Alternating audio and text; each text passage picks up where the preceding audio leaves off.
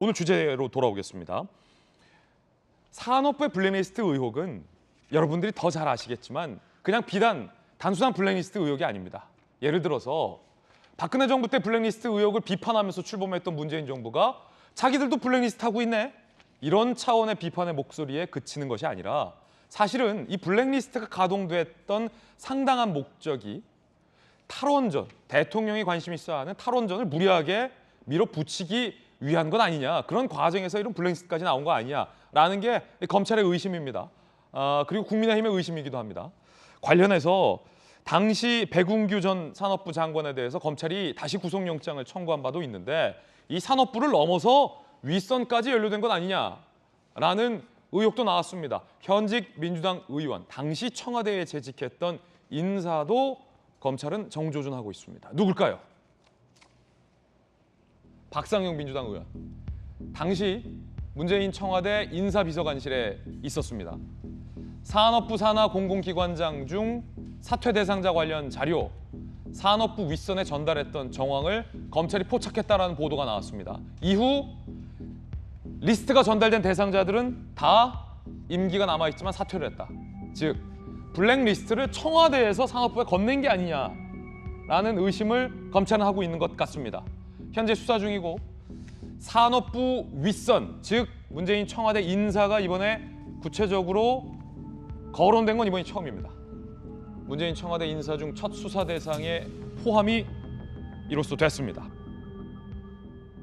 검찰 출신의 김광선 변호사님, 산업부 차원에서 과연 자체적으로 블랙리스트를 찍어서 사퇴를 받았느냐, 의혹과 관련해서, 아니면 그보다 더 윗선, 청와대겠죠. 청와대에서 백 장관, 이거야 이거 리스트, 이 사람 처리해.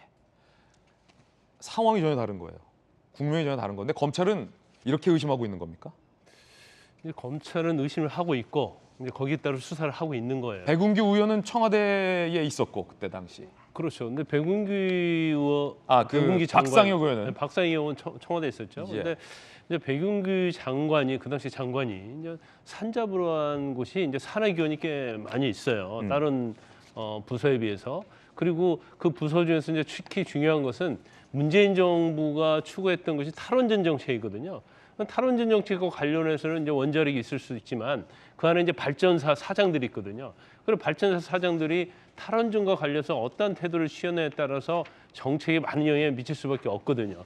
그리고 그 산하 기관의 어떤 공공기관의 임명 자체를 장관 혼자 결정할 수는 없어요. 근데 그러다 보니까 이미 리스트를 만들고 이미 박근혜 정부에서 임명된 그런 사장들에 대해서, 대표들에 대해서 사표를 내라고 이제 종용을 하는 건데 이게 과연 장관 혼자서 할 수 있는 일이냐? 검찰은 이제 그렇지 않다고 보는 거예요. 더군다나 지금 수사했던 내용 이런 것들이 언론 보도에 의하면 당시에 인사수석실에서 이런 뭐 지시가 있었다, 이런 이야기가 있었고 이런 얘기들이 나오면서 사퇴를 받으려고 했다는 거예요. 그러니까 그 당시에 이건 청와대의 뜻이다, 내 뜻이 아니고 그런 취지로 압력을 가해서 직권남용을 한 것이 아니냐.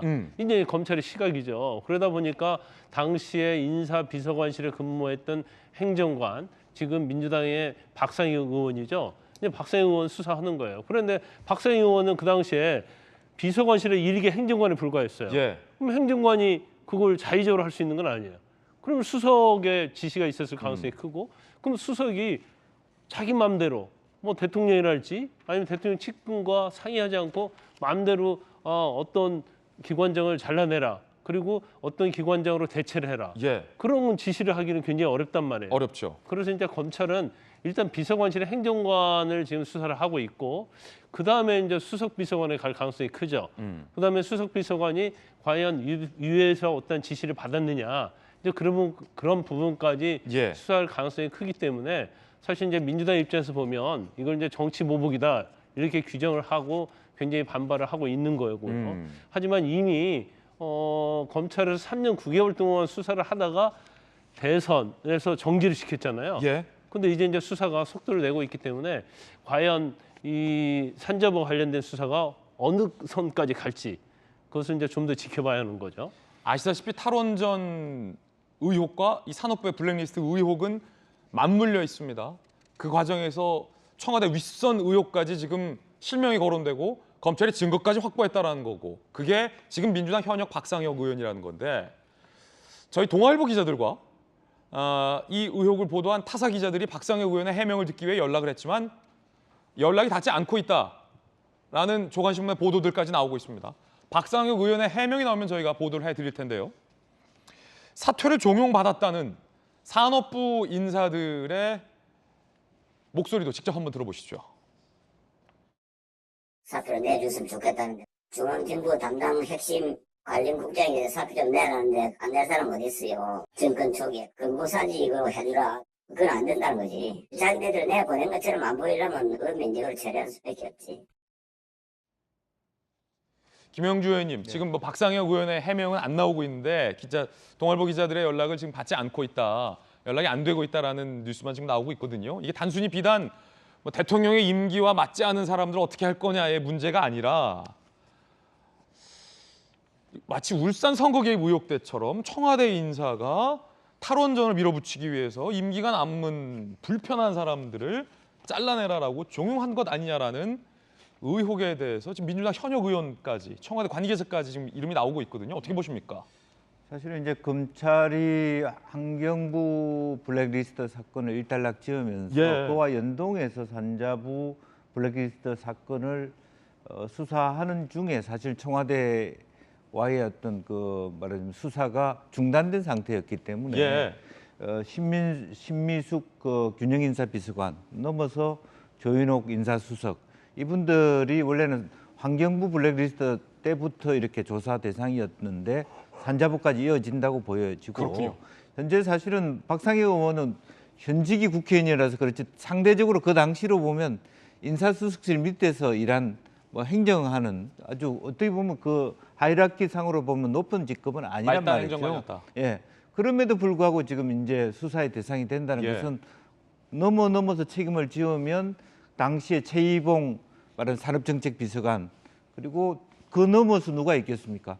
결국에는 비서실장이나 특히 백운규 그 장관 같은 경우는 임종석 실장이나 또 넘어서는 뭐 문재인 대통령, 이렇게까지 수사가 확대될 수 있는 여지를 남겼다라고 하는 부분들이고, 그래서 그런 부분에 대해서 업무론적으로 본다라면 왜 이 수사를 남겼냐, 검찰 입장에서는 못했다라는 것이고 왜 이제 와서 하느냐 하는 이제 그런 논란이 있겠습니다만, 어쨌든 뭐 백운규 장관의 문제는 단순히 블랙리스트 사건 넘어서 산자부 직원의 어떤 뭐 파일을 폐쇄했다든지 뭐 그다음에 실질적으로 하루 사이에 어떤 그 원전 에너지 대책 기구의 논의들을 급하게 말하자면 대통령의 해석을 뛰어넘었다든지 이런 여러 가지 내부적으로 수사하면서도 좀 변곡점이 될 만한 지점이 저는 있다고 보여집니다. 그렇군요.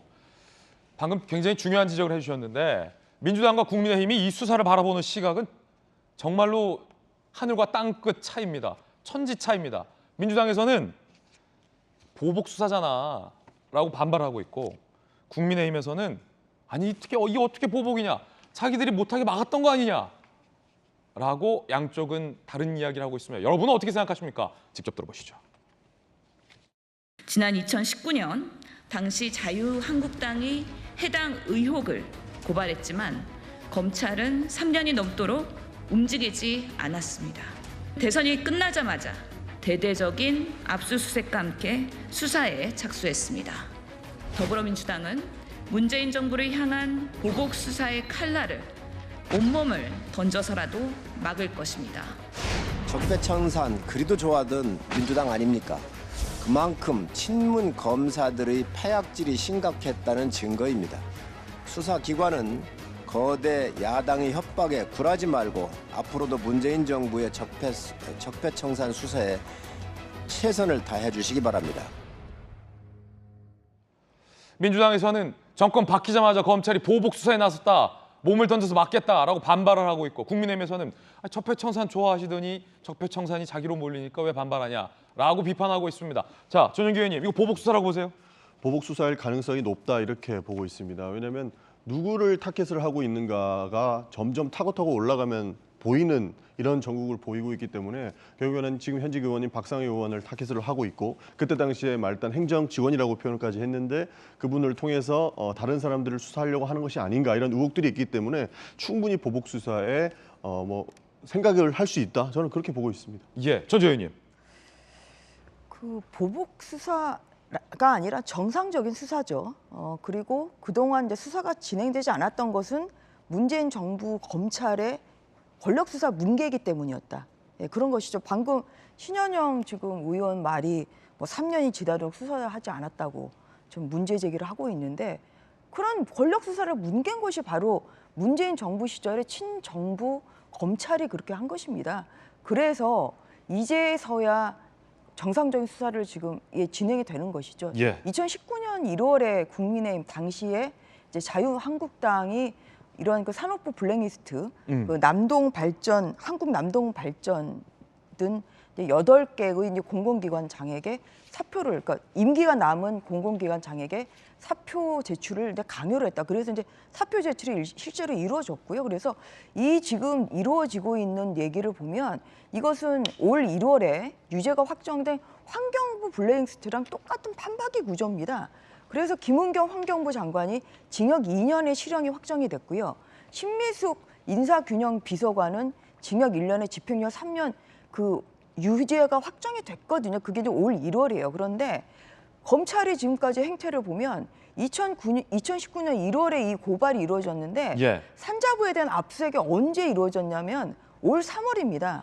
그러니까 3년 2개월 동안 진짜 아무것도 안 한 거예요. 뭉개고 있었다. 예. 그러다가 이게 또 그냥 그 대선 결과를 보고 나서 이제 뭐 간보기 수사를 하는 건지 그 다음부터 이제 정상적으로 움직이기 시작하는 거거든요. 그래서 이것이 만약에 문재인 정부에서 정상적인 수사를 했다고 하면 문재인 정부에서 이것은 기소가 됐어야 되는 사안이죠. 알겠습니다. 그런데 그동안 뭉갰기 때문에 이제서 정상적인 수사가 되는 것이고 그거를 가지고 보복 수사라고 하는 것은 이것은 어불성설이라고 저는 지적하고 싶습니다. 예. 자, 과연 이 수사의 끝에 결과는 어떻게 나올지 수사는 결과로 말하는 거죠. 그 결과를 좀 지켜봐야 할 것 같습니다.